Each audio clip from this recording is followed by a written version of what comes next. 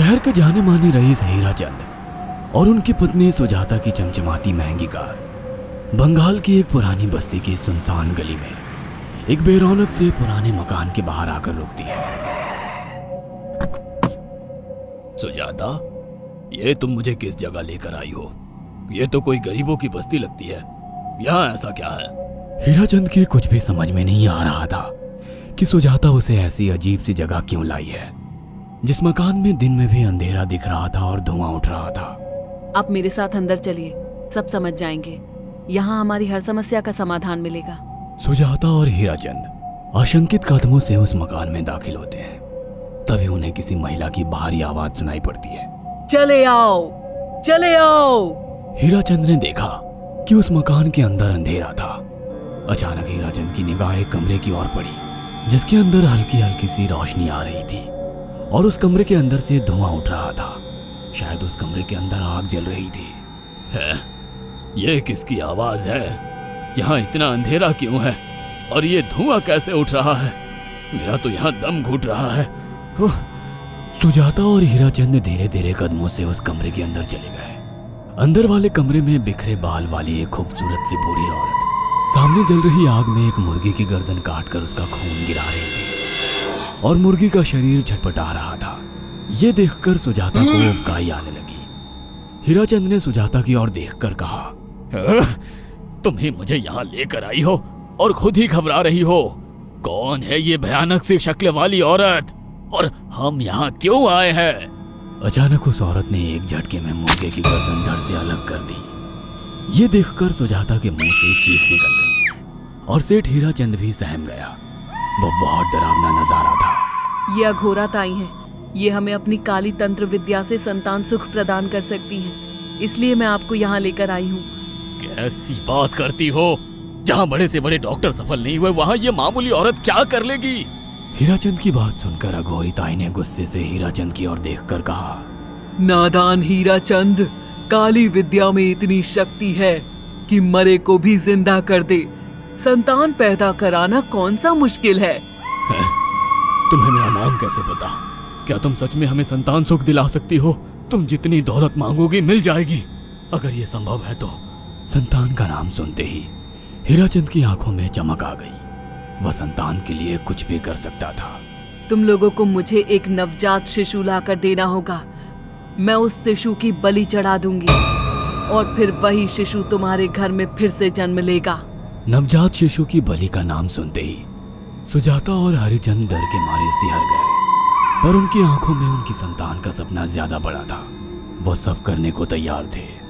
अघोरा ताई, आप जैसा कहेंगे हम वैसा करेंगे। बस हमें संतान सुख दिला दो। बिना वारिस के हमारी दौलत किस काम की? संतान सुख के लिए अंधे हो चुके सुजाता और हरिचंद अपनी नौकरानी शीला से एक नवजात बच्ची चोरी करवा के अघोरी ताई को दे देते हैं।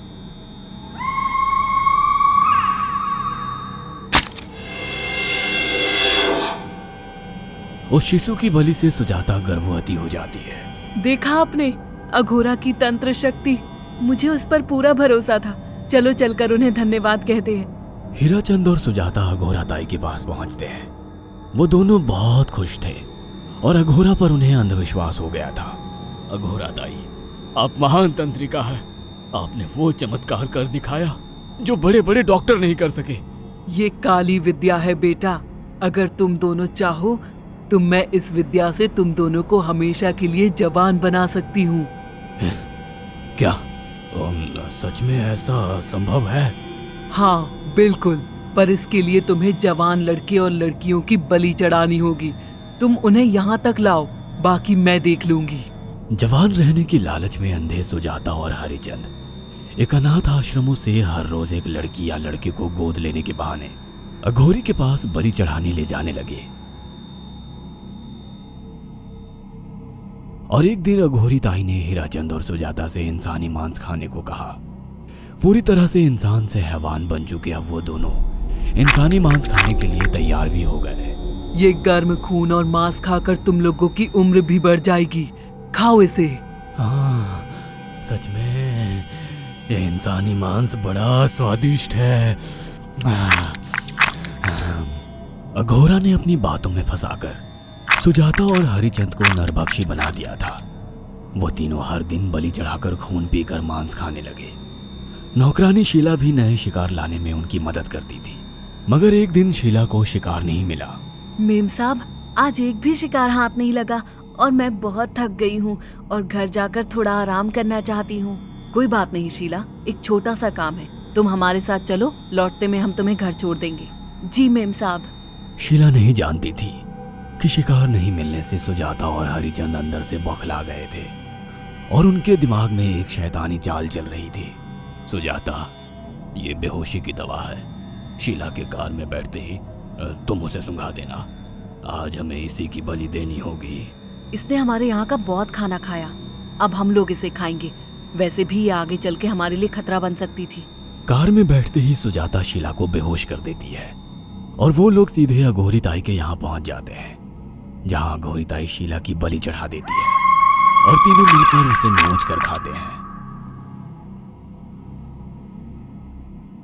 अघोरी ताई, हमको बलि चढ़ाते हुए पूरा 1 साल हो गया है। हमारा बेटा भी साल भर का हो चुका है।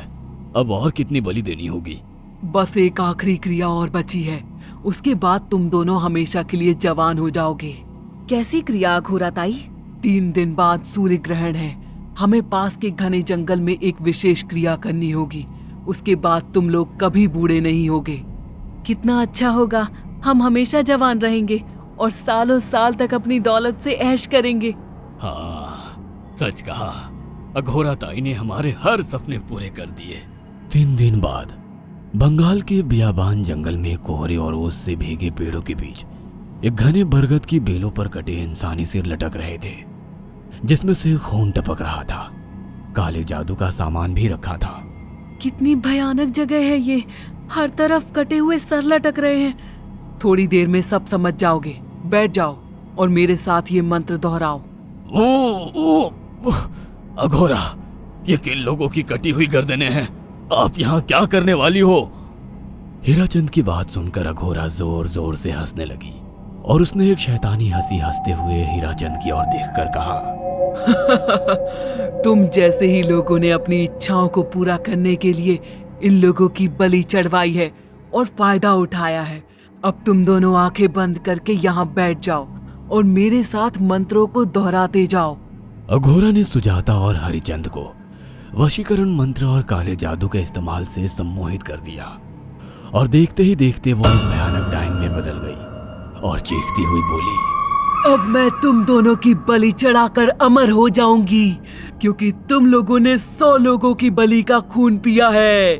देखते ही देखते उस डायन ने फरसे से एक एक करके सुजाता और हरिचंद की गर्दन काटकर जल रही आग में बलि चढ़ा दी और उनका गर्म खून पीने लगी। जब तक तुम जैसे मूर्ख और लालची लोग अपने फायदे के लिए दूसरों को मेरे पास लाते रहेंगे, मैं उनका फायदा उठाकर ऐसे ही उनकी बलि चढ़ाती रहूंगी।